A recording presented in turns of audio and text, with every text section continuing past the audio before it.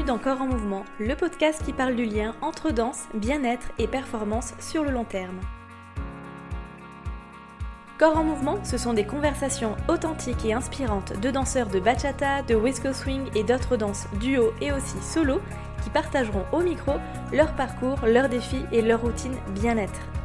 Mais il y aura aussi des spécialistes du mouvement qui interviendront ici, comme des préparateurs physiques, des ostéos, des coachs mentaux, et qui raconteront comment ils accompagnent le danseur tout au long de sa carrière. Je suis Elisa May, danseuse, professeure de bachata et instructrice pilates certifiée. Ma mission, aider les danseurs à progresser et à s'épanouir dans leur art grâce à des sessions de pilates spécialement conçues pour eux. Alors que tu sois amoureux de danse ou simplement curieux, ce podcast est une invitation à explorer, à réfléchir et s'inspirer.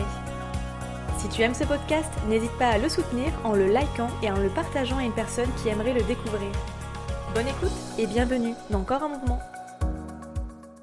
Aujourd'hui, on va bien sûr parler de mouvement, mais surtout de cheminement intérieur. Je reçois Valeria, directrice de l'école Komoko, professeure de danse, de pole dance et aussi personal trainer. Avec elle, la danse n'est jamais seulement une performance. C'est un langage, un outil de transformation, un espace pour se rencontrer soi-même. Dès ses premiers souvenirs, le mouvement était déjà là. Des moments simples en famille, de la musique et le plaisir de bouger ensemble. Plus tard, la pole dance sera une véritable révélation, un terrain d'expression où se rencontre la rigueur de la gymnastique qu'elle a longtemps fait, mais aussi la sensualité et le contemporain. Dans cet épisode, Valeria nous parle avec beaucoup de sincérité d'introspection, de développement personnel et de la relation profonde qu'elle entretient avec son corps. À travers son école Komoko, elle défend une approche bienveillante, sécuritaire et inclusive, pensée pour donner confiance à ses élèves. Heels, twerk, pilates, stretching, chaque discipline devient un prétexte pour mieux se comprendre et s'affirmer. Professeure, danseuse, compétitrice, directrice d'école, personal trainer, Valeria porte plusieurs casquettes qu'elle fait cohabiter avec sens et humanité. Elle enseigne aujourd'hui comme elle aurait aimé être guidée plus jeune, avec beaucoup d'observation, d'écoute et de respect du rythme de chacun. Un épisode sensible et inspirant où la danse devient un véritable outil de développement personnel. Belle écoute! Salut Valeria! Salut! Comment vas-tu? Très bien, Ouais. Je vais très très bien, je suis trop contente d'être là. Moi aussi, très contente. Un plaisir de t'avoir et de te rencontrer. Oui. Le podcast, c'est génial pour ça. Je rencontre plein de personnes à chaque fois. Donc, c'est une super opportunité, je trouve, pour échanger et puis nourrir aussi sa réflexion. Enfin, moi, j'apprends beaucoup de choses en vous écoutant, en échangeant avec vous. Donc, je suis très contente de t'avoir. Est-ce que tu écoutes des podcasts, toi, dans ta vie quotidienne? Ouais, beaucoup. Bah, tous les matins. C'est vrai, tous les matins? Tous les matins, soit quand je me prépare, soit à vélo. Ah ouais. Je fais pas mal de trajets à vélo et du coup, les podcasts, c'est vraiment les écouteurs. Et tout le tu temps. aimes écouter quoi? C'est pas mal du développement personnel. Ouais. Ou alors des choses dont tu peux apprendre, des petits podcasts, je sais pas, sur la nutrition, ou alors beaucoup sur le business là en ce moment. Mais des petits formats qui durent 20 minutes. En fait, c'est mon temps de trajet. Ouais. Et comme ça, je rentabilise. Puis à la fois, si c'est difficile de partir pour aller au boulot, ça me motive. Ouais. Je me dis, il y a un nouveau podcast qui est sorti, je vais l'écouter pour aller au boulot. Génial. Tu parles de développement personnel. Moi, c'est ce qui m'a plu chez toi. C'est justement, on sent qu'il y a beaucoup d'introspection dans ton parcours et même aujourd'hui encore. Et j'ai l'impression que ça nourrit énormément ton approche de l'enseignement, ton approche du mouvement. Et du coup, vu que ça rentrait dans ma ligne directrice de podcast, c'était un peu une évidence de t'inviter. Donc, je suis vraiment très contente. Trop cool. Merci beaucoup. Je te laisse te présenter pour commencer. Tu dis vraiment ce que tu as envie de dire pour cette présentation qui est la tienne. Alors, je m'appelle Valeria González-Pons, je suis suisse et chilienne, j'ai 30 ans, c'est l'année des 30 ans, c'est important, c'est l'année où j'ai aussi ouvert mon école, Komoko, donc ça a été une année hyper importante, donc je suis directrice de mon école de sport et danse, on en parlera un petit peu plus tard, et je suis passionnée par le mouvement depuis toute petite, je danse depuis très très jeune, je dansais beaucoup plus que ce que je parlais. J'ai toujours fait le clown et donc toute mon adolescence, mon enfance dans le domaine du sport et de la danse et après dans la recherche de ce que ça pouvait m'apporter aussi, le mouvement. Et aujourd'hui j'en suis à comme tu l'as bien dit, j'ai fait une grosse phase d'introspection. C'est encore des choses que je développe encore aujourd'hui et j'ai une idée assez claire aujourd'hui sur ce que le mouvement peut apporter aux femmes, principalement. Je me focus un petit peu plus sur ça, sur ces femmes-là aujourd'hui. Et donc toute l'introspection m'a aidée aujourd'hui à me faire du bien à moi, à guérir de certains traumas. Et en plus de ça, je peux aider les autres femmes à travers ce que j'ai appris. Génial. Quand tu penses à ton enfance, justement, c'est quoi les premiers souvenirs de mouvements, de mouvements de manière générale, qui ont fait que ça t'a façonné en tant que femme aujourd'hui ? Et qui t'ont permis de comprendre, en tout cas, que le mouvement, ça allait devenir ton langage principal. Donc là, tu dis vraiment petite... les premiers avant l'adolescence souvenirs. Je sais pas, c'est selon ton histoire... Quand t'étais toute petite J'ai un souvenir en particulier de danser très très librement à la maison, avec mes parents, principalement avec mon père et ma sœur. J'ai vraiment ce souvenir-là de même... ils créaient l'ambiance avec une musique à fond, et puis on faisait juste les cons après l'école. Et vraiment ce côté, on riait vraiment. Enfin, c'était vraiment faire de la danse pour rire, pour faire sortir peut-être des choses sans vraiment savoir déjà à l'époque. Et ça crée vraiment un moment super cool en famille. Et on va dire que là, dans ce souvenir-là, je me rends compte déjà à quel point le mouvement, même s'il n'est pas beau esthétiquement, en fait déjà ça crée des émotions et des choses belles. Et ça fait du bien. Et ça fait du bien. Ouais. Et ça fait du bien et à soi et juste déjà en partage. Donc là, pour le coup, avec ma famille. Et certainement que ça permettait aussi de créer une ambiance, une énergie aussi. Enfin, ça dégage en fait une certaine énergie. Et certainement que ça permettait d'avoir un lieu de vie du coup agréable grâce à ce mouvement qui était amené en fin de journée après l'école, quoi. C'est exactement ça. Et je pense que sans le vouloir, il y avait une espèce de création de moments. Et aussi très sécuritaire, parce que c'était le cocon familial, la musique à fond, et d'avoir entre guillemets, la permission de faire ce que tu veux. Ouais. Tu vois. Et du coup, il y a vraiment ce côté liberté à travers le mouvement qui vient de là, clairement. Et la musique, c'était quoi comme type de musique ? Alors là, c'était vraiment de tout. Mon père, il écoute vraiment de tout.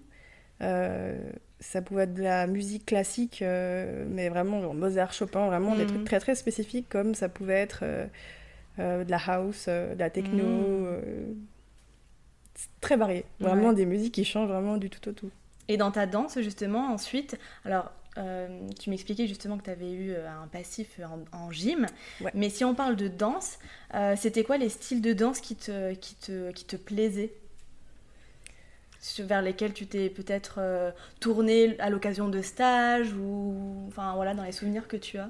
Alors étant plus adulte, j'ai voulu me tourner dans des danses qui nécessitaient pas non plus des choses trop linéaires.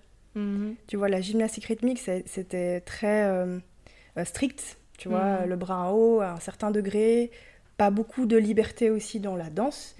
Donc je me suis dit, même tout le temps les pieds en dehors, tu vois, les pointes de pied à fond. Vous étiez en dehors en gymnastique rythmique ? À fond. C'est très très... Je m'y connais pas assez, tu vois, mais ça réveille lignes... forcément des souvenirs de danse classique. Ah oui, bien sûr. On a fait j'ai fait beaucoup de... on était obligés, ça faisait partie du cursus. Et déjà, j'avais eu envie de sortir de ça, de ce côté trop strict, trop linéaire, et d'aller chercher des mouvements amples et pas forcément des choses qui soient, tu vois, tout le temps sur une même face. Ouais. Et du coup, j'avais essayé le hip-hop, mais c'était une catastrophe parce que j'ai passé de la gymnastique rythmique, donc super droite, super coincée, à un truc où il fallait être très ancré au sol. Ouais. Ça a été tellement difficile que j'ai fait un cours, c'est tout. Et on n'a plus revu Valéria. Et exactement, c'était vraiment ça. Je me sentais ridicule, vraiment du style balai dans le cul, mais vraiment le côté trop rigide, j'arrivais pas à me lâcher en fait. Ouais. Et donc j'ai essayé pas mal de trucs, j'avais même tenté des claquettes. Une discipline en particulier une danse qui m'a plu, c'était le dancehall. Il y avait un côté... je sais pas, il y avait un côté aussi très lâcher prise dans le mouvement. Et je pense que c'était aussi les premières sensations, peut-être que j'ai réussi à sentir quand j'étais petite. Je sais pas, il y avait un truc un peu à la fois sensuel, puis à la fois très, très lâcher prise. Et vraiment, j'en ai fait pendant quelques années, ça m'a beaucoup plu. Et je t'en ai pas parlé, mais j'ai fait de la salsa. Je sais pas si je te l'ai dit. Non, ça me dit rien. J'ai fait de la salsa, mais j'ai pas continué parce que j'ai pas aimé ce côté trop de nouveau, j'ai senti beaucoup de choses trop linéaires. Mhm. C'était de la salsa portoricaine. Portoricaine, ouais. Et j'aimais pas danser avec un garçon. Ouais. C'était la première fois que tu dansais, justement, que tu faisais une danse duo. Exactement. Ouais. J'aimais pas danser avec un garçon ou des garçons. C'était vraiment, il y avait pas de femmes. Mhm. Et à l'époque, il y avait pas trop du lady styling, il y avait pas trop du solo. Mhm. Et vraiment, ça me plaisait pas à cause de ça. Bien qu'à la maison, avec ma mère, on dansait tout le temps. Du merengue, salsa, bachata. Et du coup, ensuite, qu'est-ce que j'ai fait? Et après, je me suis tournée dans la pole dance. Ok. Donc, pour situer juste un tout petit peu, la gymnastique rythmique, c'est quand même ce qui t'a pris le plus de temps, si on visualise ta ligne temporelle. C'est de quel âge à quel âge que t'as fait de la gymnastique rythmique? De 5 ans à 15 ans. Ok, donc en parallèle, il y avait un peu de danse à ce moment-là, ou c'était Pas après, du tout. justement, quand tu parles de la danse, là? Là, pour le coup, non, parce qu'on faisait énormément d'heures d'entraînement. Donc, il Ouais. n'y avait pas du tout le temps de faire une discipline à côté. Je sais plus combien d'heures, je sais pas si c'était des 25 et plus, des fois plus, je m'en rappelle plus. Mais on sortait de l'école, que les parents venaient nous chercher, Ouais. et on partait directement. Donc ensuite, il y a eu la danse. Après, il y a eu la danse. Et à 15 ensuite, ans. Exact. il y a eu la pole dance. Exactement. Ok, à quel âge du coup? Alors la pole dance, j'ai essayé un seul cours à 17 ans, que ma tante m'a mis dedans. Et ça a été un cours ok, parce qu'on était obligés de porter des talons, et à l'époque, j'étais pas vraiment très à l'aise avec mon corps. Mais j'avais déjà aimé ce côté artistique, figure. Mais de nouveau, je pense que quand on m'imposait trop des choses, comme avant, je ressentais les choses trop qui ressemblaient à la gymnastique rythmique, directement, en fait, je basculais sur... Non, en fait, ça me plaît pas. Ouais. Et c'est plus tard, en fait, quand j'ai pu avoir mes premiers boulots, j'ai pu prendre quelques cours chez Aerial Dance, là où je bosse maintenant. Et là, c'était un peu plus libre. Il y avait un petit peu de tout. Il y avait de l'exotique, donc la danse avec les talons, vraiment où tu viens vraiment chercher ce côté très sensuel. Il y avait de la pole dance, il y avait déjà du cerceau. Il y avait un truc beaucoup plus libre qui a fait que du coup, je me suis dit, mais en fait, ça, je dois continuer. Et à l'époque, mes parents pouvaient pas non plus me payer des cours. Et moi, j'avais pas les moyens d'avoir un abo. Donc, j'ai arrêté. Et il y a 6 ans, j'ai contacté la directrice en disant, je suis dans une phase de transition. Est-ce que tu serais intéressée par mes cours d'assouplissement? C'était vraiment ça, de base.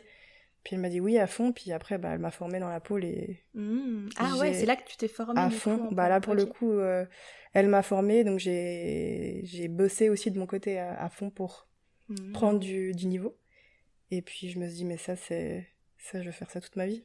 Ce sport-là, je vais le faire toute ma vie. Comme quoi? Et je compte pas m'arrêter. Ah bah oui, c'est bien lancé. Hein. Ouais, alors ça. Mais du coup, t'as appris la pole avec les talons. Ça, c'est possible. Non, alors non. Okay. La pole, c'était le premier cours que j'avais fait à l'époque à 17 ans. Ouais. Où c'était avec des talons, mais on était obligés de venir avec des talons. C'était l'obligation. Ah ouais. Et moi, je portais pas des talons. J'avais 17 ans. Du coup, ma mère m'avait prêté des vieux talons H&M, mais le talon était tout petit comme ça. Et c'était juste pour dire que j'avais des talons, quoi. Ouais, ok. Donc, ouais. Ah, mais sympa. Ouais, il y avait un truc trop rigide. Je me dis, ouais, j'aime pas. Non. T'as fait beaucoup de compétitions, justement, en pole. Et aussi en gymnastique rythmique, j'imagine. Ouais. Ça apporte, comme tu disais, la discipline, l'excellence, mais ça apporte aussi un peu son lot de blessures invisibles. Comment toi, t'as dealé avec ça, justement? Alors, quand j'étais plus jeune, j'ai eu de la chance de m'être jamais blessée. J'ai eu des soucis au dos. Alors, j'étais très souple, mais contorsion, vraiment les pieds là devant. Et donc, des lombalgies sur des lombalgies, vraiment, quand j'arrivais à l'adolescence, comme si mon corps commençait à me dire, ouais, là, ça commence à... Ça pique. Ouais, il faut faire plus de renfort. Et plus tard, j'ai pas eu de blessure à part une fois le pouce, où vraiment j'avais fait une déchirure partielle, en faisant vraiment quelque chose de très bête à la maison, donc pas du tout en faisant de la pole. Et c'est vrai que depuis cette fois-là, ça m'a permis de ralentir, parce que c'était rien, mais ça aurait pu être plus. Et en fait, ça m'a ramené aussi à toutes les élèves qui se sont blessées, tu vois, et j'ai compris ce que ça pouvait dire, ça aussi, et à quel point c'est très frustrant de devoir attendre, de revenir sans pouvoir revenir comme tu faisais ta discipline d'avant. Et puis, c'est un sujet encore compliqué, parce que aujourd'hui, j'ai plus de douleurs dans mon corps qu'avant. C'est la vieillesse. Non mais attends. C'est la trentaine. Parce que je pense que j'arrive pas encore à trouver mon rythme de je fais du sport pour me renforcer pour mon bien-être et faire de la pole pour enseigner. Ouais. Et faire de la pole ensuite pour prendre du niveau pour moi. Ouais. Et simplement aussi juste prendre du temps pour danser aussi, rien à voir avec la pole. Je suis encore très instable à ce niveau-là, c'est très varié, j'ai pas vraiment des jours fixes, c'est très difficile. Et je m'arrête pas. Ouais. Si j'ai mal, je continue, et si j'ai encore mal, je continue. Ouais. J'arrive pas encore à trouver l'équilibre qu'il faut pour trouver des solutions pour pas avoir mal. Donc j'ai un rapport aussi un peu compliqué avec ça. Je comprends. Parce que je deal beaucoup avec ça aussi. À trouver cet équilibre entre ce que tu dis, le plaisir de faire pour soi, les obligations en fait, parce que ça reste notre travail, donc l'obligation d'enseigner, même si effectivement ça va pas, et des fois on s'écoute pas. Et puis après, si tu t'écoutes pas du tout, ça peut amener effectivement à des très grosses blessures.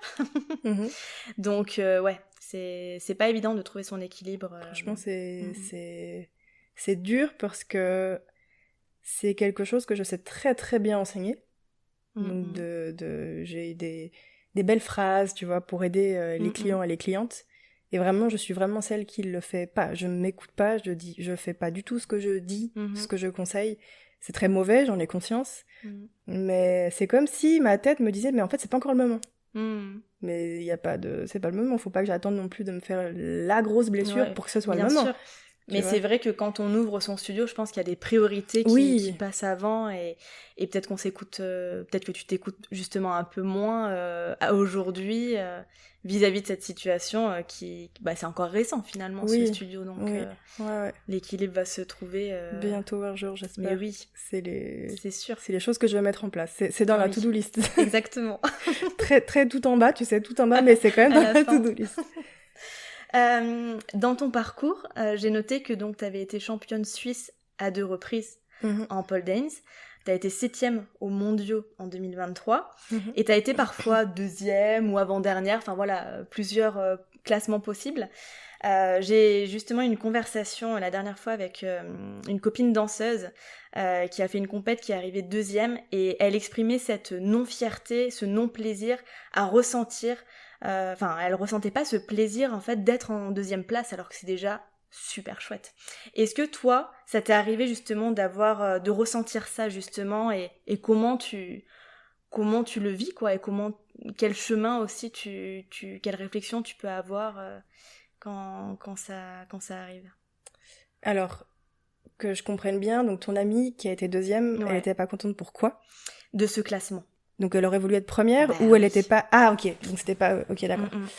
Alors... Est-ce que toi, ça t'est déjà arrivé justement d'avoir ce type de réflexion, tu vois? Alors, de mon côté, c'est très étrange, et c'est pas quelque chose que je dis souvent. Mais j'ai eu la chance, en fait, déjà, quand je faisais de la gym, de souvent être première.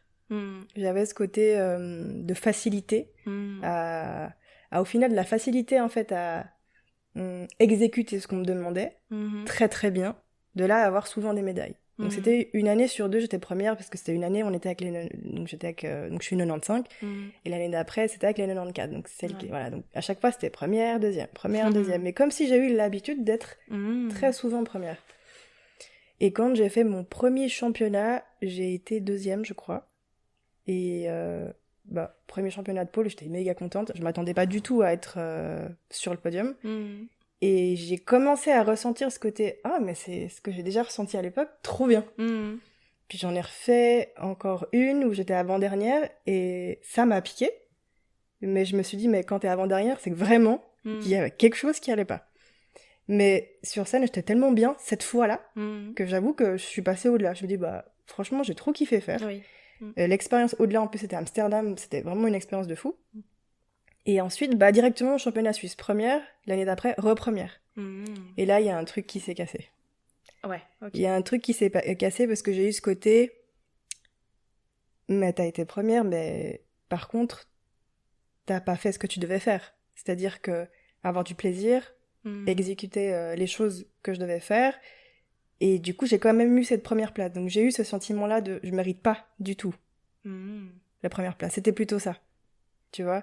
Et l'habitude d'avoir été première à l'époque, plus ce sentiment-là, et je me suis dit, c'est trop bizarre, attends, il y a un truc qui va pas.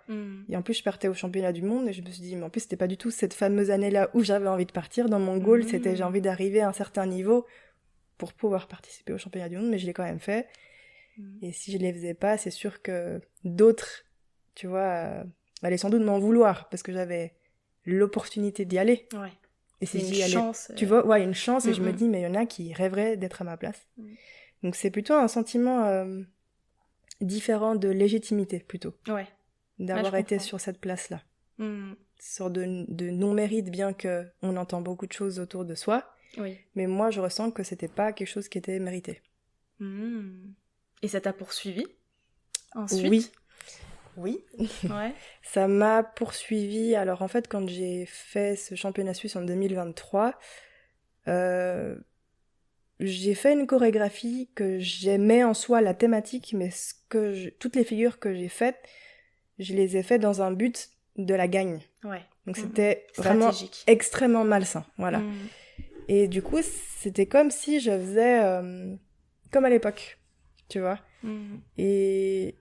Et malheureusement, comme à l'époque, j'ai gagné. Donc j'ai eu ce truc vraiment de... Va falloir... Non, on a un chat. Mais il met la patte dedans. Mais oui. Tu veux faire cette toile? Bah écoute, je te le laisse, c'est cadeau, profite. Fais ta toilette. Valéria. Mais oublie pas que tu bois pas dedans après. Ouais, mais tu peux pas attendre. Il est trop chou. Voilà. Mais du coup, je disais que ça t'avait poursuivi et que à nouveau t'avais fait dans cette chorégraphie avec un choix stratégique d'avoir des figures qui font que tu vas à la première place. Et du coup, le souci, c'est que je me suis blessée en faisant ça. Donc je me suis blessée blessée. Je peux pas dire blessée parce que c'était une tendinopathie, donc j'ai pas eu une fatigue en tout cas, une usure. Mais un truc de là à pas pouvoir mettre le bras derrière la tête. Et j'avais modifié ma choré, mais je voulais tellement aller là, et j'y suis allée, malheureusement. Et le jour du championnat, donc ça c'est un truc que j'ai bossé aussi avec la psy, je m'en suis rendu compte après, le jour du championnat, je me suis dissociée, parce que j'avais une douleur qui était tellement forte à l'épaule, que je me suis vue presque en train de pauler avec aucune émotion et aucune sensation de mon corps. Mais un truc trop bizarre, comme un détachement, c'était super bizarre. Et j'avais une envie de gerbe pendant. C'est la première fois de ma vie que je ressens ça, et il fallait que je sorte de la scène parce que le stress, le truc, il y avait un truc tellement négatif que ça me... Un désalignement. Un désalignement tellement complet. Et je suis sortie que je me suis dit, je fais quoi ? Je vais dans quel coin, tu vois ? Oh, punaise. Et au final, en reprenant les esprits, en respirant, en buvant un peu, tu sais, pour que ça descende, je sais pas ce que j'ai fait, c'est passé. Et du coup, je suis allée au championnat du monde cette année-là, et je me dis, c'est mort, je peux pas aller comme ça. Donc, je m'étais dit que j'y allais pas. Ok. J'ai dit à personne, j'ai dit que j'y allais pas. Je crois que ma directrice était au courant, je crois. Et là, j'ai bossé avec ma psy, je me dis, non, on va pas revenir là-dessus. Finalement, je l'ai appelée, et puis il m'a dit, ouais, je pense qu'il y a 2-3 trucs à faire sortir, à régler avant le jour J, quoi. Puis effectivement, je repartais dans un schéma de faire les choses pour l'autre, faire les choses pour une mauvaise raison, tu vois, et donc pas de plaisir, pas d'amour, pas de bienveillance, et du coup de là me faire mal de fou, quoi. Et j'ai encore mal aux épaules, j'arrive pas encore à guérir de cette fameuse épaule gauche, quoi. Cette épaule-là, elle est encore douloureuse. Et du coup, je suis partie au championnat du monde en étant un petit peu plus légère, parce que j'ai bossé avec cette superbe femme. Mais je me suis dit, je change 2-3 choses pour pas me faire mal, donc j'ai changé cette fameuse figure qui me valait tellement de points, je ne l'ai pas mise. Et je me suis dit, maintenant j'y vais pour kiffer aussi, parce que c'est l'opportunité. J'étais avec mon copain, donc on s'est fait quelques restos. J'avais envie que tout le voyage soit cool, et pas juste les fameuses 4 minutes sur scène. Donc finalement, ça s'est super bien passé. Sur scène, j'ai pas eu mal, j'étais là, je me rappelle de tout aussi, tu vois, je me rappelle encore de mon copain qui criait dans le public, je me rappelais, c'était trop chou. Et je suis sortie, je me suis dit, ok, maintenant, c'est bon, c'est fait, et ça s'était fait de cette façon-là, c'est plus jamais de ma vie que je refais ça. Ça, c'était en quelle année, du coup ? 2023. Ok. il y a 2 ans. Parce que tu m'as parlé, effectivement, il me semble que c'était en 2023, juste, tu m'as parlé de ce moment déclic où tu sortais des championnats suisses avec une chorégraphie qui était techniquement superbe et qui te permettait de gagner beaucoup de points. Ensuite, avant les mondiaux, d'avoir un show à faire dans ton école de danse. Et du coup, une chorégraphie, mais tu vas mieux en parler que moi, mais une chorégraphie justement qui te ressemblait beaucoup plus, où tu te sentais beaucoup plus aligné. Mais ensuite, aux mondiaux, t'avais dû refaire cette fameuse du coup chorégraphie des championnats suisses, mais en enlevant du coup cette partie qui te faisait mal à l'épaule. C'est ça. Ma question c'est, pourquoi une chorégraphie qui te plaisait tant au spectacle, tu ne pouvais pas la faire aux mondiaux parce que justement techniquement peut-être que tu perdrais des points? Elle était trop artistique au détriment de la technique? Clairement. Il y avait 2 semaines en fait de battement entre le championnat suisse et le fameux show. Et après, le championnat du monde était en octobre, enfin, elle était 5 mois plus tard, environ 6 mois plus tard. Et comme déjà le championnat suisse, c'était pas tout bien, et que j'avais cette fameuse déconnexion entre le corps et l'esprit, c'est très très bizarre. Et je me suis dit, en fait, il faut que je ressente quelque chose sur scène, parce que sinon je perds l'essence de faire tout ça. Pourquoi tu fais ça, ouais. Exact. Et du coup, je me suis challengée à faire... Donc, ma chorégraphie de base pour le championnat suisse, c'était Matrix, que des sons de Matrix. Ah ouais. Donc vraiment un truc un peu dark, mais hyper cool. Et là, je me dis non, je vais changer. Donc j'ai pris une version de Vivaldi de l'hiver, donc tu vois. Et j'en ai fait vraiment un truc plutôt magique, aérien. Et je me suis dit, je vais pas m'habiller en vêtements de pôle, je vais m'acheter un body, vraiment de danse classique, avec une jupe. J'avais vraiment envie de sortir du cadre. Il y avait des paillettes, c'était bleu ciel, c'était coloré, c'était soleil, tu vois. Et du coup, j'avais 2 semaines pour faire une choré, et je me suis dit, comme j'ai 2 semaines, je me challenge et je fais seulement ce que je veux faire. Et toutes les choses que j'aime faire. Dont de l'improvisation. Parce qu'en 2 semaines, je pouvais pas tout faire à fond. Du coup, je me dis, allez, j'y vais et on verra. J'avais trop besoin de prouver autre chose envers moi-même. Ouais. Et cette chorégraphie, je l'ai kiffée depuis le jour où je l'ai commencé à la chorégraphie, où je l'ai créée. La collaboration avec mon cousin, parce que c'est lui qui me fait les musiques, qui me fait les mix. Et le jour J, mais tout, même le vêtement, la coiffure, j'ai tellement tout aimé. Je savais déjà que ça allait plaire aussi, tu vois, au public, parce que j'allais transmettre beaucoup d'émotions, et je savais aussi que j'allais aimer, tu vois, comme si j'avais prédit le truc. Et j'ai tellement kiffé faire cette chorégraphie. Ça a été un truc, à la différence du championnat, j'étais là avant, j'étais là pendant, et j'avais l'émotion de l'avoir fait comme je devais le faire, tu vois. Ouais. Ah, c'est beau. Ouais, c'était trop cool. Mais le déclic, justement, était là. Je me suis dit, mais dans quoi je me suis foutue? Qu'est-ce que je fais là, tu vois? Et du coup, comme je t'ai dit, je me le suis tatoué sur le bras, parce que c'était trop important pour moi. Je me suis dit, là, il y a un tournant, il s'est passé quelque chose que je dois pas oublier pour le futur. Donc, je me le suis tatoué derrière le bras, histoire que je me le rappelle toute ma vie, que ce moment-là, tu veux retrouver ces sensations quand tu reviens justement exactement, à la scène et ensuite, de plus repartir dans un truc hyper malsain, de devoir prouver à quelqu'un d'autre, juste de danser pour l'amour de la danse, et c'est vibrer, tout. Voilà, c'est tout. Et tu l'as refaite, cette choré, ou plus jamais? C'était la seule et unique fois. J'ai voulu la refaire, mais je sais pas, c'était comme si c'était ce moment-là. Tu vois. Et puis des fois, ça s'explique pas. C'est juste ce moment, et puis après, tu préfères garder aussi.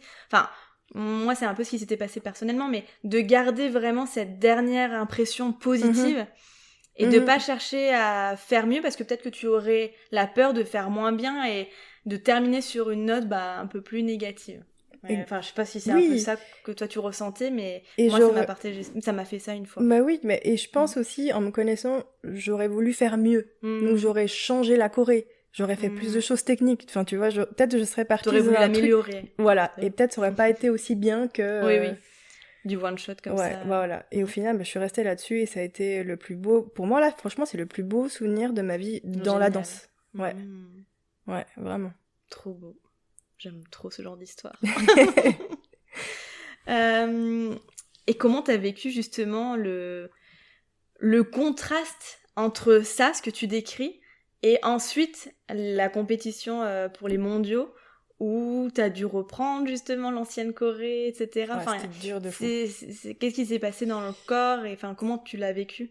Au final, tu vois, ça a été très joli. Après coup, je me rends compte, ça a été comme une opportunité de pas faire 2 fois la même chose.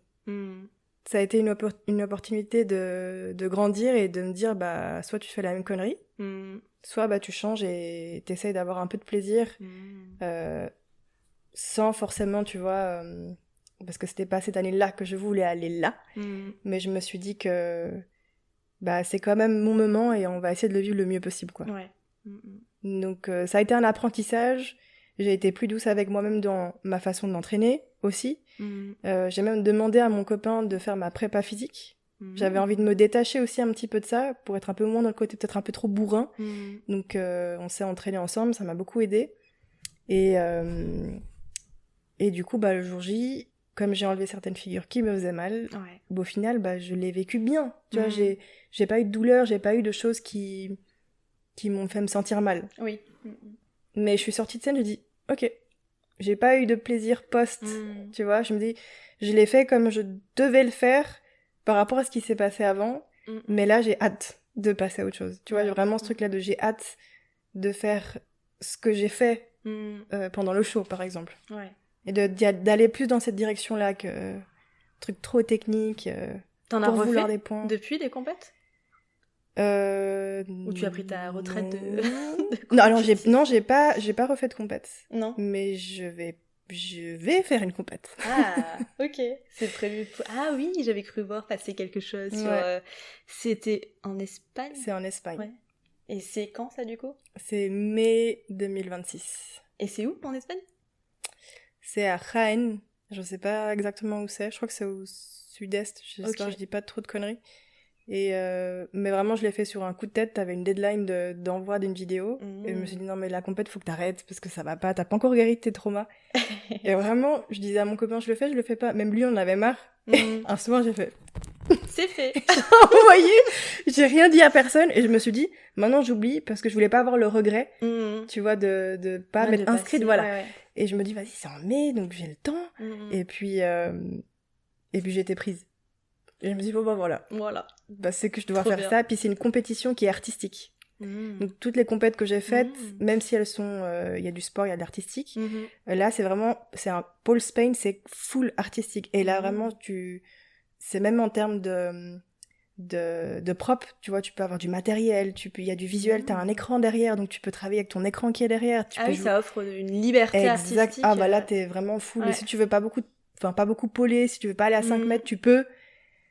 Évidemment, là, je suis en pro, donc je devrais, mais il y a plus de liberté. Et je me suis dit, bah, peut-être que je peux faire un dernier... Qui te ressemble. Voilà, qui me ressemble, exactement, et partir dans la bonne direction, parce que je pense que là, je suis dans une bonne direction.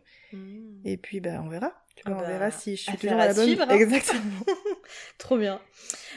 Si on parle un peu de ton enseignement maintenant, tu m'as dit... Une phrase qui m'a beaucoup plu, c'était « J'enseigne avec amour et sécurité émotionnelle ». Qu'est-ce que tu as dû guérir en toi pour... c'est ma question. Qu'est-ce que tu as dû guérir en toi pour pouvoir enseigner autrement que ce que tu avais vécu toi en tant qu'élève ?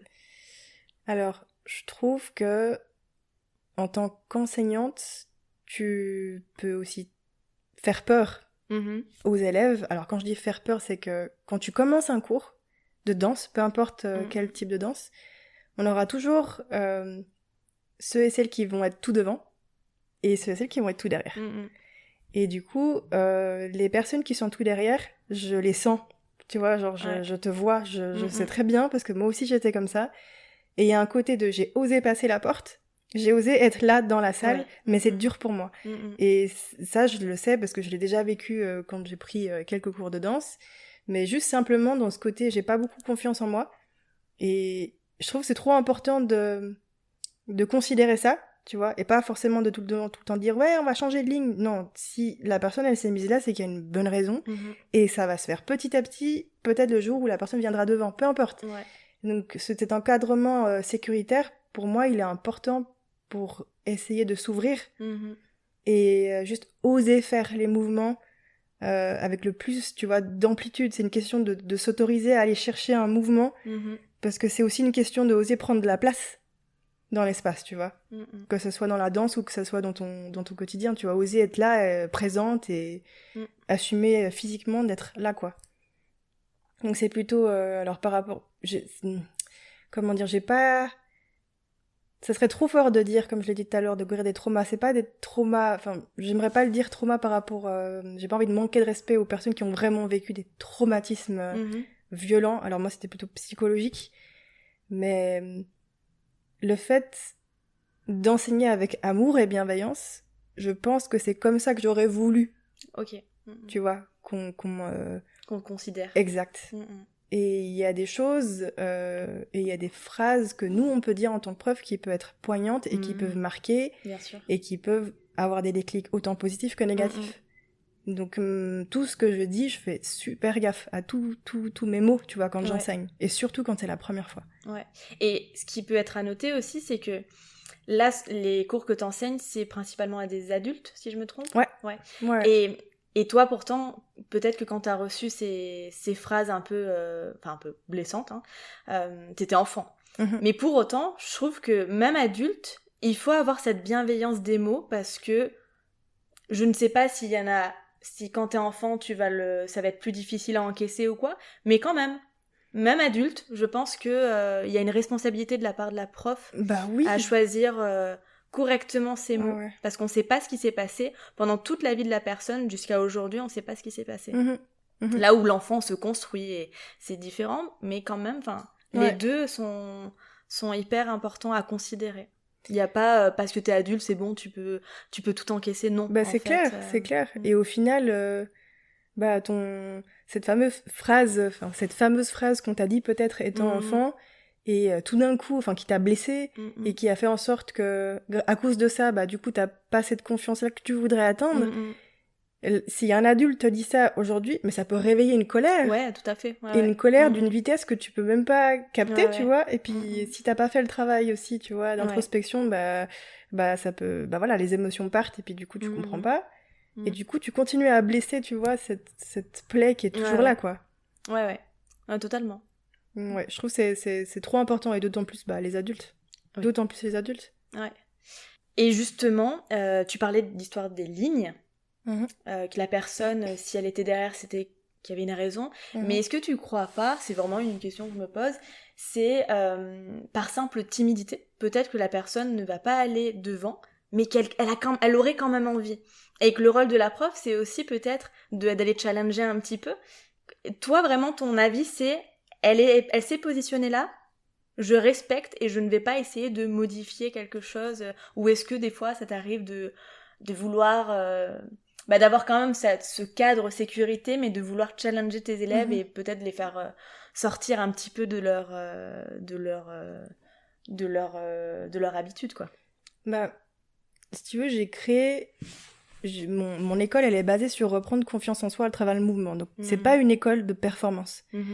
C'est vraiment une école de première fois, de premier pas avec la réconciliation de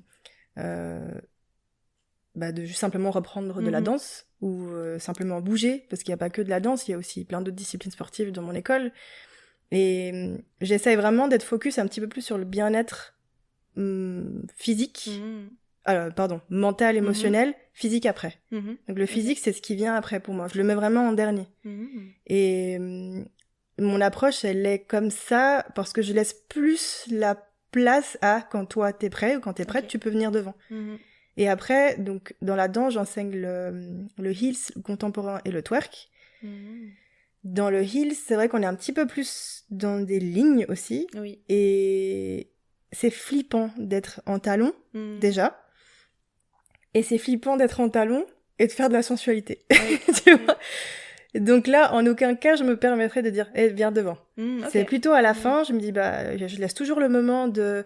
on va faire des groupes, est-ce que vous voulez filmer ? Celles qui veulent pas être filmées, ne font pas. Et comme on fait des petits groupes, à un moment donné, t'es toujours un peu devant. T'es plus trop derrière. La stratégie. Tu vois Puis à la fois, d'un coup, la personne que je pensais la plus timide, tiens, elle a sorti son téléphone, et puis je me dis, trop bien, bonheur, victoire. Puis petit à petit, c'est elle qui viendra devant. Vraiment, je laisse plus la liberté dans l'espace pour les gens. Dans le heels, en contemporain, je fais pas juste des chorégraphies. La première demi-heure, elle est basée sur l'improvisation. guidée évidemment avec du matériel. Oui. Parce que c'est très difficile de faire de l'impro comme ça, c'est comme si t'étais à Carrément. poil quoi. Et donc il y a un peu moins ce côté la prof est devant parce que j'essaie vraiment de bouger et j'essaie d'aller chercher d'autres espaces qui te permettent de pas avoir l'impression d'être tout devant ou tout derrière, tu vois. Puis dans le twerk, ça c'est encore autre chose. Dans le twerk, je pense que les personnes qui viennent, oui, elles commencent derrière, mais je crois qu'à la fin du cours, t'as vraiment très envie d'être devant parce qu'il y a un truc qui sort, que tu sais pas ce qui s'est passé, mais t'as déjà envie de revenir, donc il y a un autre rapport au corps et au mouvement et à l'espace.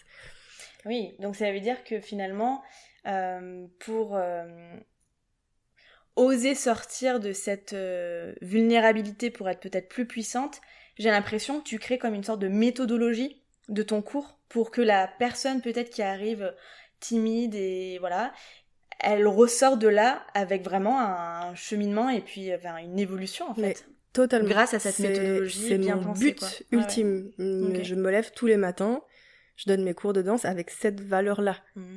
Mon but ultime, c'est de semer une petite graine chez les femmes principalement, parce que je vise les femmes. Les hommes, ils sont la bienvenue. Venez, plus souvent. Non, mais je sème en fait une petite graine de... Et t'as le choix en fait d'en prendre soin ou pas. Tu peux aussi prendre soin de cette plante-là pour la faire grandir, ou puis si t'es pas prête, c'est pas grave. Mais je donne les outils et t'as le choix de les prendre. J'ai pas envie d'obliger quelqu'un à faire quoi que ce soit. Tu vois, tu les guides vers exactement. Une transformation mais je veux pas ce côté va devant, va ouais. ici. Ça, c'est quelque chose que pour moi, c'est pas ok.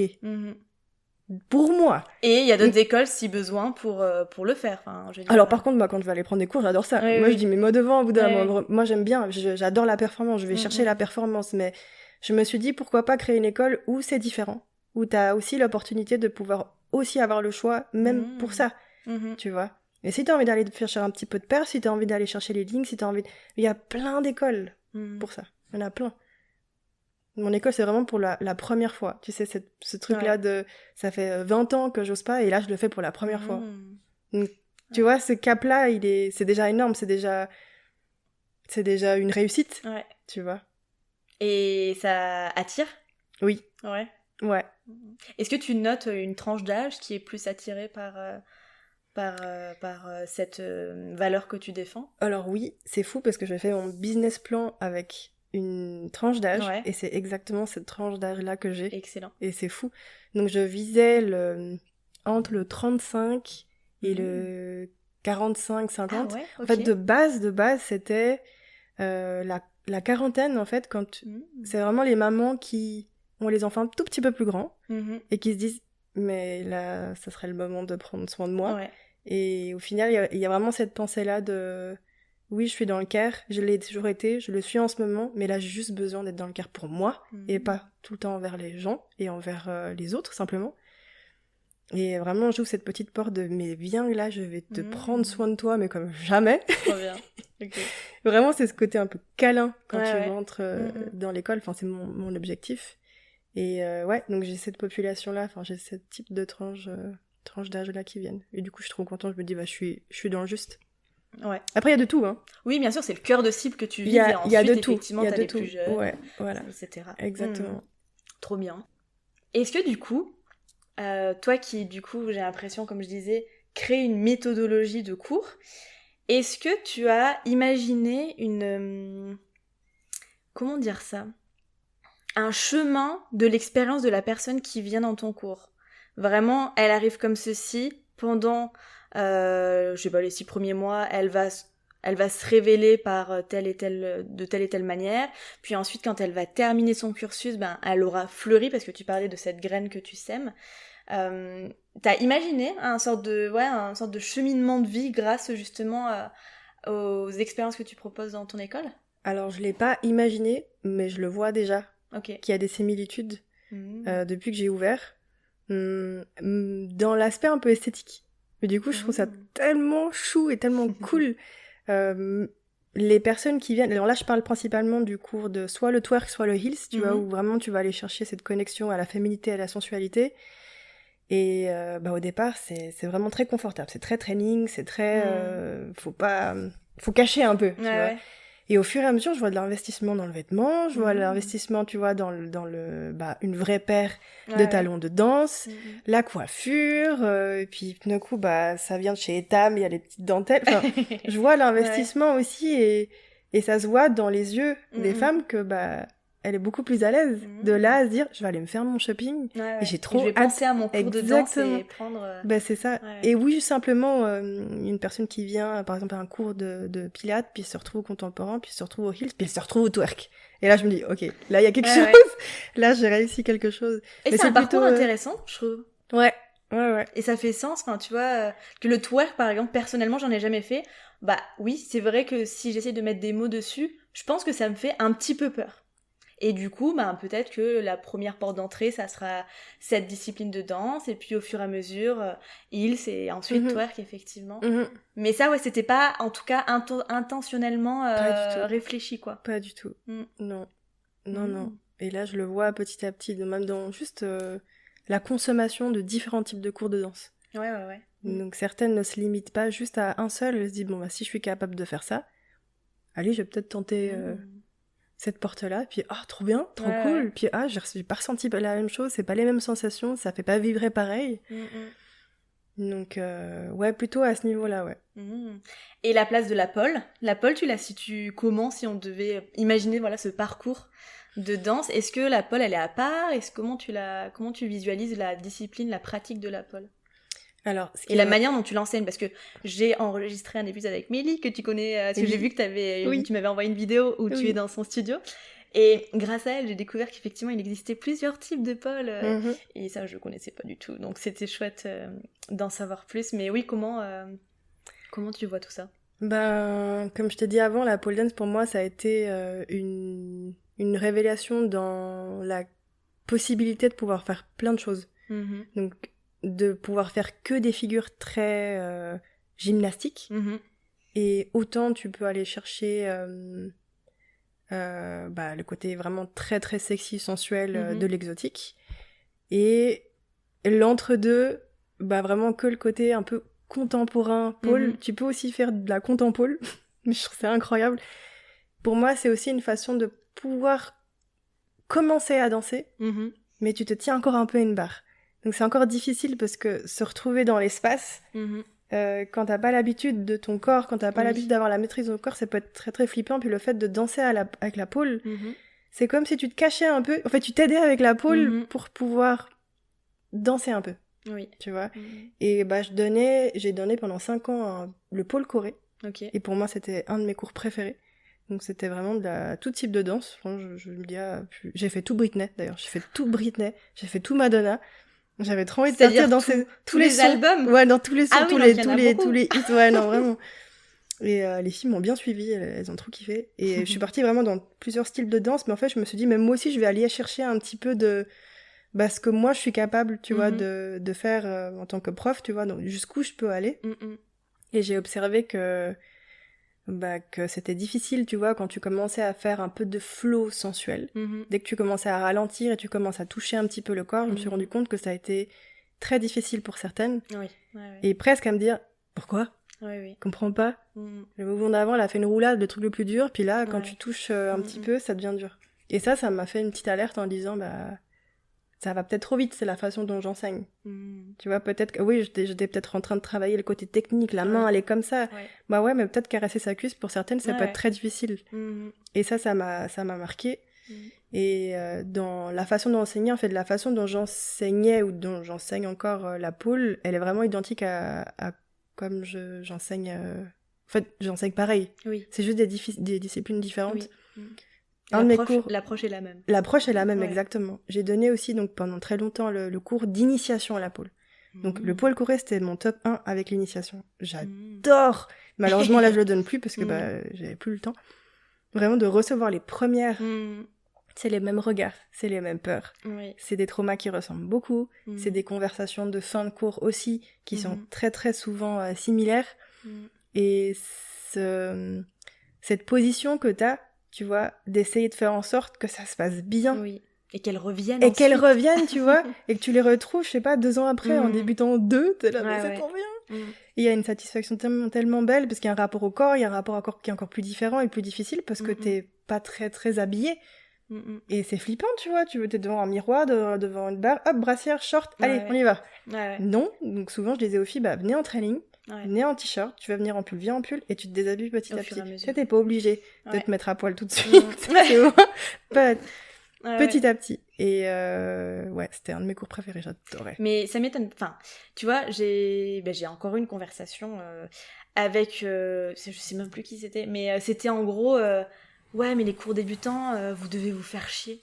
J'ai là rien, je lui dis, mais c'est mon cours préféré, en fait. J'adore.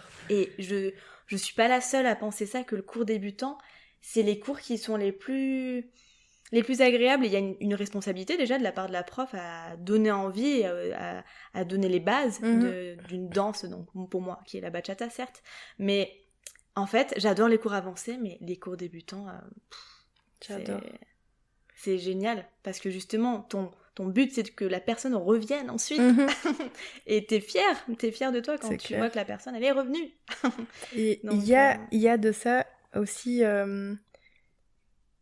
quand tu enseignes à des avancés ou à un niveau moyen, t'as une méthodologie, tac, tu fais ça, puis c'est tout. Mais l'initiation, comme c'est les premières fois, t'as un côté, si t'enseignes de cette façon-là, et que ça n'a pas été compris, il va falloir que tu trouves une autre solution. Oui. Et je trouve que ça, c'est un joli miroir sur ta façon d'enseigner. Oui, c'est vrai. Et de voir te remettre en question sur si ça a marché chez elle et si ça n'a pas marché chez elle aussi, il faut peut-être se remettre en question. Moi, c'est pas elle qui a pas compris, c'est moi qui ai mal expliqué. Et du coup, en fait, j'étais tout le temps en train de réfléchir à une nouvelle façon de m'exprimer, tu vois, et trouver des solutions pour que la personne, elle puisse... Donc, il y avait aussi un truc de, certes... oui, t'as un peu une responsabilité, oui, mais il y a un côté où t'apprenais aussi beaucoup. Oh oui, je suis toi, d'accord. en tant que prof. Oui. Et je pense que c'était aussi surtout ça, en fait, qui me faisait plaisir. Ouais. C'est très complet. Oui, je suis d'accord. Totalement. On va parler maintenant, du coup, un peu plus de la place du repos. Et je sais pas si tu te souviens, il y a quelques temps, t'avais fait une story, et j'avais réagi à cette story en te disant... On en parlera pendant le podcast, parce que j'ai trouvé ça génial. C'était « Le repos, c'est productif ». Ah oui, ouais. Oui. Et en fait, c'est tellement vrai. Et ça s'applique pour en fait tout le monde, que ce soit simple danseur ou professeur. Et je trouve les profs, on sait souvent les cordonniers qui sont les plus mal chaussés parce que, on se repose pas beaucoup. Et pourquoi t'as eu envie de faire cette vidéo ? Pourquoi t'as voulu t'exprimer sur le sujet ? Et aussi, quelles sont les réponses que t'as pu avoir Est-ce qu'il y avait des gens qui t'ont parlé de ce qu'ils pensaient eux ? Écoute, j'ai eu envie de faire ce réel parce que, comme je venais d'ouvrir, je crois que c'était la phase où je venais d'ouvrir, j'étais dans un état de fatigue tellement élevé et avec tellement de culpabilité de temps en temps de prendre des pauses. Tu vois, il y avait un truc de... Attends, il n'y a aucune ressource là. C'est du non-stop. Et quand je me posais, ça fusait. Et surtout, je me disais, mais attends, là, il y a personne. Donc, tu travailles pas, t'as encore des mails, tu dois encore être productif, tu crées tes chorégraphies. J'étais partie dans un truc hyper malsain au départ, de vouloir tellement faire. Mais parce que c'est l'ouverture, c'est normal. Oui. Puis un jour, j'écoute les podcasts habituels là, du matin. Puis à un moment donné, j'ai tout écouté, donc je savais plus trop quoi écouter. Et je me suis dit, par hasard, vraiment, sans franchement taper des noms, il y avait un truc de dev perso, j'ai cliqué, j'ai mis mes écouteurs, je suis partie à vélo. Et je sais pas, je dirais qu'il y a pas trop de hasard, mais tous les mots qu'elle disait, je me dis, putain, c'est ça, oui, c'est ça, oui, c'est ça, oui. J'ai l'impression qu'elle faisait le podcast pour moi. Et du coup... C'était en fait un déclic un message vocal. Ah ouais, sur WhatsApp pour... Je te jure, et je me suis dit, mais c'est exactement ça, je culpabilise tellement de rien faire. Et je me suis dit, mais oui, c'est utile de rien faire, parce que ça permet, même, pourtant tu le sais, mais ça fait tellement du bien de l'entendre, même dans la préparation physique, tu vois, la récupération, ça fait partie de l'entraînement, parce que c'est une question de génération cellulaire, tu vois, tu peux pas continuer, t'es fatigué, il se passe rien, faut que tu manges, faut que t'assimiles les choses, faut que tu dormes, puis ça repart. C'est la même chose pour ta créativité. C'est ce que j'allais te dire. Ouais. C'est la même chose pour l'inspiration. Mais exact. Ah, et du coup, je sais pas, j'ai eu peut-être besoin de l'entendre bien dans les oreilles. Ouais. Et je me suis dit, voilà, ce mot-là de le repos est productif, pour moi, ça a été vraiment la phrase qui m'est restée et je me suis dit, mais il faut que j'en parle parce que si moi j'ai eu le déclic, peut-être que d'autres l'auront en m'écoutant, j'en sais rien, mais au moins, tu vois, c'est un truc que tu sèmes dans la tête et peut-être que tu peux avoir le déclic plus tard parce que t'as déjà ça dans la tête, tu vois. Tout à fait. Ouais. Et depuis, je culpabilise un peu moins, pas totalement, mais déjà vachement moins. Quand il y a des moments off, j'arrive un petit peu plus à les prendre, tu vois, qu'avant. T'arrives à faire mieux cohabiter cette identité de danseuse, de professeur, de gérante de studio, enfin oui, sans culpabiliser. Un peu moins. Un peu moins. C'est en chemin. C'est en cours, exact. Ouais. C'est encore en cours. J'ai encore, voilà, c'est mon caractère et ma personnalité aussi de vouloir faire beaucoup. T'es quoi comme signe astrologique ? Je suis Verseau, ascendant de Scorpion. Ok. La petite... Je suis pas c'est pas fan le mot, mais je m'y connais pas assez. Mais j'aurais peut-être dit, ah tiens, peut-être un taureau. ouais. Mais je cogite beaucoup. Ouais. Je cogite beaucoup, je pense pas que je peux être, je touche du bois, en manque d'inspi. C'est plutôt, j'ai beaucoup et il faut que je canalise pour cadrer le truc pour pouvoir passer à l'action. Des idées, j'en ai tout le temps, des idées de mouvement, j'en ai toujours, mais il y a ce côté où ça cogite trop chez moi. Oui. C'est plutôt l'inverse. Du coup, je suis constamment en train de bouger. Ouais. Tu vois, et le moment où je bouge pas, ça c'était le sujet de la dernière séance chez la psy, qu'elle me disait, il faut aussi apprendre à rien faire et à rien faire. Tu vois, quand je fais rien, pour moi c'est cuisiner. Quand je fais rien, c'est ranger. J'ai besoin de faire quelque chose avec mes mains pour vider la... Exactement. Ouais. Le vélo, pour moi, c'est pour ça que j'en fais aussi, ça me vide la tête. Il y a un truc très répétitif qui fait que moi, ça me détend. Et c'est quoi du coup le versant, quand elle dit il y a rien faire et rien faire, c'est vraiment rien faire. Vraiment rien faire. Tu peux aussi regarder une série, c'est ok. Ouais. Tu peux aussi lire un livre. Là en ce moment c'est très difficile. J'aime beaucoup lire, mais là j'arrive pas du tout à me poser, à me concentrer sur. Il y a un côté aussi très mécanique en moi, tu vois, de par aussi mon hyperactivité. Mais il y a un côté, faut que je fasse un mouvement pour me calmer mon esprit. Et le fait de lire ou de regarder une série, je bouge pas assez pour calmer mon esprit. Ouais. Ça suffit pas. Je me vois tellement ce que tu dis, c'est ouf. Moi, j'ai découvert, si jamais, petit partage, mais j'ai découvert les loisirs créatifs. Ok. Et ça me plaît bien. C'est quoi ? En fait, tu peux faire plein de choses dans les loisirs créatifs. Ça peut être de la céramique. Ok, d'accord. Alors, la céramique, ça te demande peut-être d'aller faire un cours avec une personne qui a un four pour faire cuire ensuite ta céramique. Mais en fait, j'ai découvert l'argile auto-durcissante qui te permet de faire des créations toute seule chez toi, quoi. Ou ça peut être loisir créatif, ça peut être fabrication de bougies maison, ça peut être même du dessin, tu vois, des mandalas. Enfin, je mets tout ça dans cette même famille de loisirs créatifs. Et ça m'a fait plaisir de découvrir quelque chose, tu vois, qui permettait d'apaiser un peu le système nerveux, parce que moi, je suis un peu comme toi, regarder une série, c'est pas quelque chose qui me... Enfin, oui, j'aime bien, mais j'y arrive pas si je suis seule, tu vois. J'ai besoin d'être accompagnée de mon chéri pour... Ok, c'est un moment de détente à deux. Mais pareil. C'est fou, ce tempérament qu'on peut avoir, et des fois, ça me fait chier, je sais pas toi, mais j'aimerais, en fait, j'aimerais, sans culpabiliser, effectivement, me poser, et puis c'est bon, quoi, avec un petit chocolat chaud, j'en sais rien, peu importe, mais... me poser et puis rien faire littéralement. Ouais, mais je pense qu'il y a des cycles parce que, bon, là c'était, malgré que ce soit l'été, j'ai beaucoup travaillé, mais je sais pas, l'été était plus léger peut-être.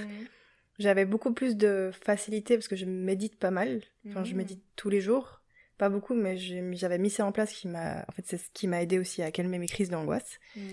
Et depuis la rentrée là, enfin, je sais pas, cet automne, ça n'a jamais été aussi mouvementé dans ma tête que je sais pas. C'est cool, hein, c'est super chouette. Mais il y a vraiment ce côté, j'ai un peu moins le temps de prendre le temps. Et c'est aussi un peu déconnant. Pourtant, l'automne invite à l'hibernation. Enfin, invite quand même à bien sûr. À coucouner. Oui, bien sûr. Et quand je dis, d'ailleurs, c'est un peu des conneries ce que je dis, hein, parce que c'est pas que j'ai pas le temps, c'est que c'est pas ma priorité de prendre le temps. C'est hyper étrange, ce sentiment-là aussi. Mais j'ai un peu moins la force de faire les choses pour me calmer, j'ai envie d'être dans l'action, là. J'ai envie d'être dans l'action. Bon, c'est aussi parce que ça fait 7 mois que ça a ouvert, tu vois, mon école. Je sais pas, je suis dans un mood où j'ai trop envie d'y aller, là. Ouais. J'ai envie d'y aller, j'ai faim, je suis motivée, je suis... Est-ce que tu médites moins dans ces moments-là, Ah justement? j'y arrive pas. T'y arrives pas, ouais. Bah alors, ce matin, j'ai fait. Ouais. J'ai eu trop besoin, et là, je me dis, mais pourquoi t'as arrêté? Et vraiment, j'ai eu ce côté de... Ça m'a fait tellement un bien de fou, mais je me suis rendu compte à quel point... Même encore pendant la méditation, ça continuait, tu vois. Alors que j'avais réussi à arriver à un moment où, quand je méditais, ça faisait comme un bouton, et il n'y avait rien. Oui, et mais ça va revenir bonheur. certainement. Oui, c'est bien juste sûr. parce que t'as arrêté. Et oui, c'est clair. Ouais. Mais c'est le matin que tu Le aimes matin, ouais. Le matin, j'adore ça. Le matin, je me réveille assez tôt, et vraiment, même l'immeuble, j'habite dans un appartement, je l'entends pas. Il n'y a pas beaucoup de voitures, il y a un côté, t'as l'impression que le temps s'arrête, et pour moi c'est un bonheur de faire ça le matin. Puis je pense que c'est le moment où de base t'es un peu dans le rush parce qu'il faut partir vite, et moi je déteste ça. Les matins, il faut vraiment que ça soit très très doux chez moi, sinon c'est catastrophe. Donc le fait de commencer avec de la douceur, pour moi c'est beaucoup de bienveillance et de douceur. Je peux que... Et ça va t'apporter ensuite pour la journée, Mais bien sûr, ça peut que me canaliser déjà pour le reste de la journée, mais c'est sûr. Et c'est sûr. D'ailleurs, en tant que, du coup, gérante de studio, professeure, danseuse, qu'est-ce que j'ai oublié? Non, je crois que c'est assez, hein. Oui, c'est bien. Voilà. C'est quoi ta journée type?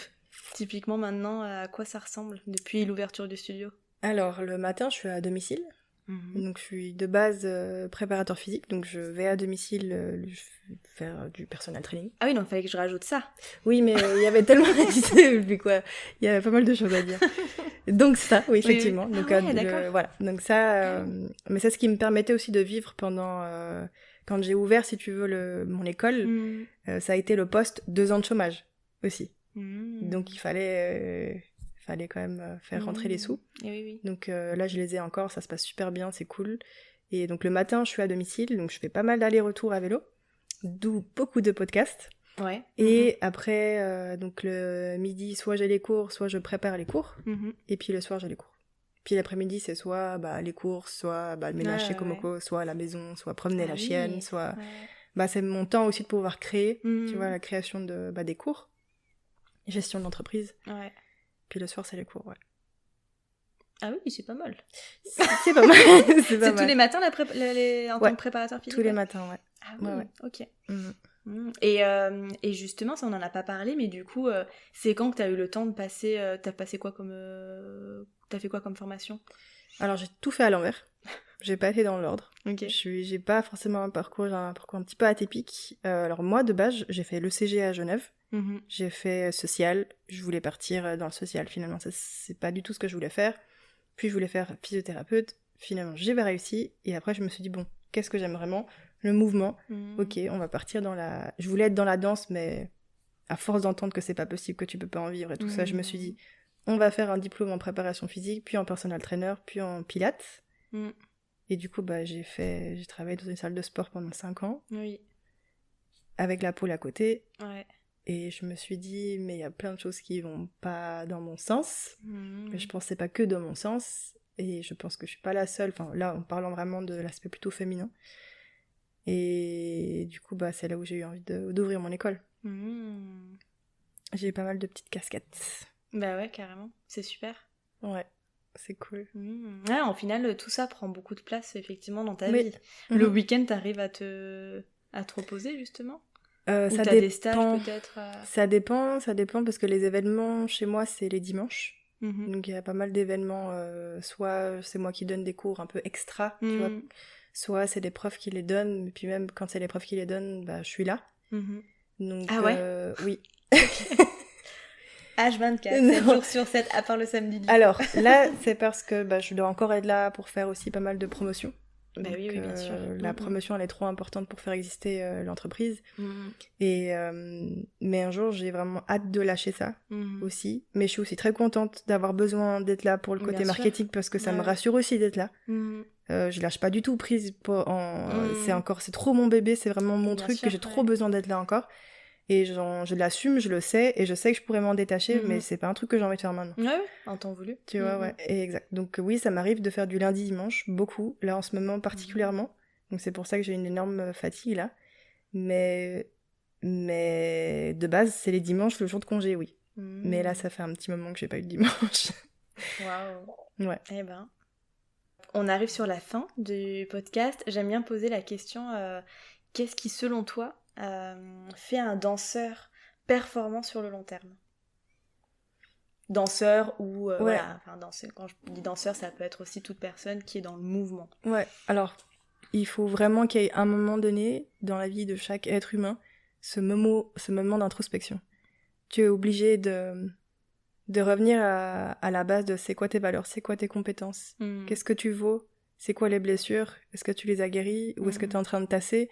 Un espèce de tu te poses vraiment, tu fais une pause dans ta vie, tu dis bah j'en suis où là maintenant?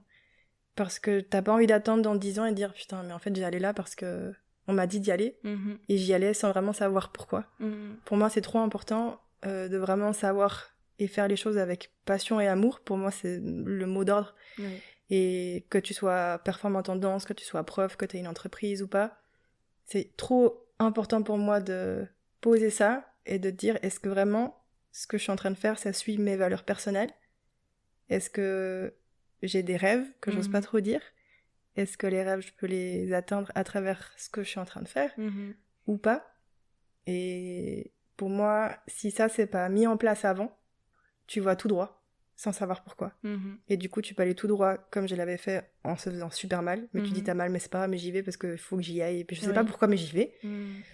Et pour moi, c'est ça. Donc il faut qu'il y ait un moment de remise en question et sur tes valeurs, sur l'alignement de plein de choses. Pour moi, pour prendre le maximum de virages dans la vie, parce que c'est pas tout droit. Il faut vraiment prendre le max de détours pour grandir et puis pour juste apprendre toute ta vie, quoi. Bon, être respecté. Une très belle, jolie note de fin. Je t'ai coupé, pardon. Non, c'est tout. De respecter. Je sais plus. Oups. Non mais en soi c'était ça. C'est juste savoir se connaître. Il faut pas attendre d'avoir 70 ans pour te remettre en question. Il faut qu'on sache se connaître déjà le plus tôt possible. Et si tu sais pas, c'est pas grave. C'est l'expérience et c'est les actions qui vont être mises en place qui vont faire que du coup tu vas dire j'aime pas. La vie c'est ça, c'est t'aimes ou t'aimes pas. C'est comme quand t'es enfant. Si t'aimes pas, tu vas pas, tu changes, c'est pas grave. Je sais pas ce que t'en penses, mais j'ai l'impression que du coup les danseurs ou en tout cas toute personne dans le mouvement va avoir une intelligence émotionnelle différente d'une personne qui ne touche pas en fait à ça. Je sais pas si t'as un avis sur ça. Je pense que pas tout le monde, mais oui, effectivement. Je pense qu'un bon artiste fait les choses avec l'émotion. Le bon artiste, vraiment je dis artiste, vraiment, je parle de généralité, fait les choses avec les entrailles, quoi. Avec tes limites, tu utilises un peu ce que t'as vécu pour le mettre dans ta danse ou dans ton art. Et c'est comme ça que tu guéris. Et je pense que l'intelligence émotionnelle, elle est là aussi parce que t'es capable de montrer cette vulnérabilité dans une performance et d'être totalement OK avec ça. Et pour moi, ça rend une authenticité qui est tellement belle et à la fois accessible, je trouve. Que, voilà, le danseur ou l'artiste très danseuse, je sais pas, faire les choses parce que c'est beau, tac, tac, tac, 5, 6, 7, 8, à la fin du 8, c'est terminé, il s'est rien passé, bravo, c'était cool, mais t'as l'impression que c'était une vidéo ou c'était quelque chose de faux, quoi. Oui, ça vivait pas. Ouais, ça vivait pas. C'est exactement ça. Est-ce que t'as des ressources à partager, ou des podcasts, justement, par exemple, quelque chose, ou livre, ou peu importe, que t'as envie de partager? Un temps, une période de ma vie, j'ai écouté beaucoup Chloé Bloom, dans tout l'aspect sensualité. J'avais même pris sa formation. Et mais moi, elle m'a vraiment changé la vie. Enfin, il y a des podcasts que j'ai dû vraiment réécouter. Je lui avais même écrit, et elle était accessible, tu vois, on a même pu discuter, donc ça a été vraiment chouette. Et un livre que pour moi tout le monde devrait lire, c'est le livre de Cyrus North, Le Code, sur le stoïcisme. Il est incroyable. Super. Pour moi, ça veut pas dire que tu dois faire partie du stoïcisme, mais c'est juste une espèce de petite branche que tout le monde devrait avoir, tout le monde devrait considérer. Génial. Tu vois, ouais. Et sinon, pour l'entrepreneuriat, Aline Biboost, c'est comment elle s'appelle, c'est Je peux pas, j'ai business, son podcast. Ouais. Et là, en ce moment, je suis en train d'écouter les podcasts qui sont géniaux de Major Mouvement. Ah ouais, non. Alors, totalement. Alors vraiment, ces podcasts sont vraiment géniaux.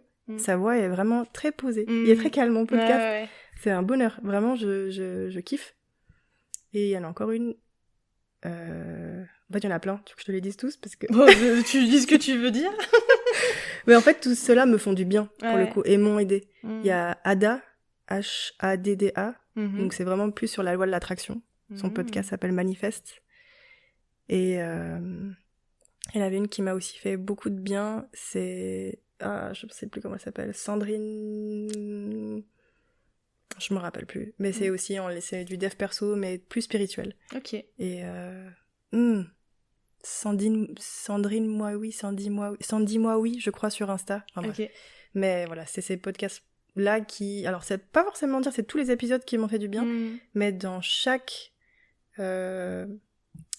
podcast, il y avait un épisode, tu vois, qui m'a fait le déclic sur des trucs. Puis après, j'en ai écouté d'autres, ça m'a fait du bien, mais il y a vraiment eu des moments où je me suis dit, putain, j'ai compris.